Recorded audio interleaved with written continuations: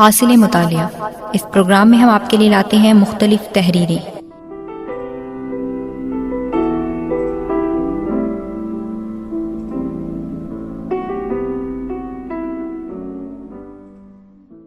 آج کی تحریر کا انتخاب ہم نے ہفت روزہ فرائیڈے اسپیشل کراچی سے کیا ہے۔ تحریر کا عنوان ہے سپہ سالار کو حضرت عمر بن عبدالعزیز کی ہدایات۔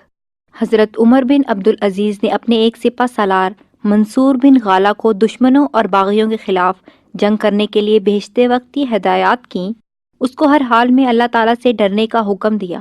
جو بھی اس پر اللہ تعالیٰ کی طرف سے آئے اس کے لیے اللہ تعالیٰ کا خوف سب سے بہترین ہتھیار ہے اور سب سے طاقتور چال اور بڑی قوت ہے، اور ان کو حکم دیا کہ دشمن سے ڈرنے کے مقابلے میں اپنے اور اپنے ساتھیوں کے گناہوں سے ڈرنے کی فکر کرے، اس لیے کہ اللہ تعالیٰ کی نافرمانی میرے نزدیک دشمنوں کی چالوں سے زیادہ ڈرنے کے لائق ہے۔ ہم اپنے دشمنوں پر ان کے گناہوں کی وجہ سے غلبہ پاتے ہیں، اگر یہ چیز نہ ہوگی تو ہم ان پر غلبہ نہیں پا سکتے، اس لیے ہماری تعداد ان کی تعداد کی طرح نہیں ہے اور نہ ہی ہمارے پاس ان کی طرح ہتھیار ہیں۔ اگر ہم اور وہ گناہوں میں برابر ہوں گے تو وہ ہم سے طاقت اور تعداد میں بڑھ کر ہیں۔ اس صورت میں ہم ان پر حق کی وجہ سے ہی غالب ہو سکتے ہیں، نہ کہ طاقت سے۔ اس لیے دشمن کی عداوت سے بڑھ کر گناہوں کی عداوت کا خیال رکھو اور گناہوں سے بچنے کی قدرت حاصل کرنے کی پوری کوشش کرو۔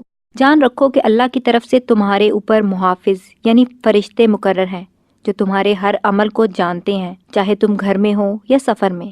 بس تم ان سے حیا کرو اور ان کے ساتھ اچھی رفاقت نبھاؤ۔ ان کو اللہ کی نافرمانی سے تکلیف نہ دو، حالانکہ تم اللہ کی راہ میں نکلنے کا ارادہ رکھتے ہو، اور تم یہ نہ کہو کہ ہمارا دشمن ہم سے برا ہے، وہ ہرگز ہم پر مسلط نہ ہوگا چاہے ہم گناہ بھی کریں۔ کتنی ایسی قومیں ہیں جن پر ان کے گناہوں کی وجہ سے ان سے بھی بدتر لوگ مسلط کیے گئے۔ بس جس طرح تم دشمن پر غلبہ پانے کے لیے اللہ تعالیٰ کی مدد طلب کرتے ہو، اسی طرح اپنے نفسوں پر غلبے کے لیے اللہ تعالیٰ کی مدد طلب کرو۔ میں اس کی اللہ تعالیٰ سے اپنے لیے اور تمہارے لیے دعا کرتا ہوں، اور ان کو اس بات کا بھی حکم دیتا ہوں کہ جو ان کے ساتھ انسانوں اور جانور سفر میں ہیں ان کے ساتھ نرمی کریں۔ ان کو ایسے فاصلے کا مکلف نہ کریں جو ان کو تھکا دے، اور نہ اتنی نرمی کریں کہ منزل کھوٹی ہو جائے، یہاں تک کہ دشمن تک پہنچ جائیں اور ان کی کمزوری کا سبب نہ بنے، اس لیے کہ وہ ایسے دشمن کے مقابلے کے لیے جا رہے ہیں جو اپنی جگہ پر مقیم اور بہت تیاری اور سواریوں والے ہیں۔ اگر وہ ان کے ساتھ نرمی نہ کرے گا تو وہ اپنی جگہ پر قیام، جان اور جانوروں کے آرام پہنچانے کی وجہ سے ان کے مقابلے میں فضیلت والے ہوں گے، اور اللہ ہی سے مدد طلب کی جائے گی۔ مزید حکم یہ دیا کہ وہ ہر جمعے کو ایک دن اور ایک رات ایک جگہ پر ٹھہریں جس میں وہ خود اور ان کے جانور بھی آرام کریں اور اپنے ہتھیاروں اور سامان کی صفائی بھی کریں۔ اس کے علاوہ یہ بھی ہدایت دی کہ وہ اپنا پڑاؤ ذمیوں کے گاؤں سے دور کریں۔ آپ کے ساتھیوں میں سے کوئی بھی ان کے بازاروں اور مجلسوں میں داخل نہ ہو سوائے اس کے جس کا اپنی دیانتداری اور ایمانت داری پر کامل بھروسہ ہو، اور ان پر کوئی ظلم نہ کریں۔ ان میں جا کر اپنے لیے گناہ جمع نہ کریں، ان میں سے کسی کو بھی کوئی تکلیف نہ دیں سوائے حق کے ساتھ، اس لیے کہ ان کی ذمہ داری اور احترام ہم پر لازم ہے۔ تمہیں وفاداری سے آزمایا گیا ہے جس طرح ان کو صبر کے ساتھ آزمایا گیا ہے۔ جب تک وہ صبر سے کام لیں تم بھی عہد کی پاسداری کرو۔ ظلم کے ساتھ دشمنوں کے ساتھ ذمیوں سے مدد نہ لو۔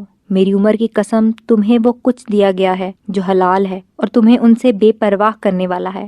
میں نے تمہاری تیاری کے بارے میں کوئی خلل نہیں چھوڑا اور نہ طاقت جمع کرنے میں کوئی کمزوری دکھائی ہے، اور تمہارے لیے بھرپور لشکر موجود کر دیا ہے۔ زمیوں کے بجائے تمہارے سامنے اہل شرک کی زمین ہے جو کسی غازی کے لیے ایک کشادہ میدان ہے۔ میں نے طاقت کے حصول میں کوئی کوتاہی نہیں چھوڑی۔ اللہ پر ہی بھروسہ ہو۔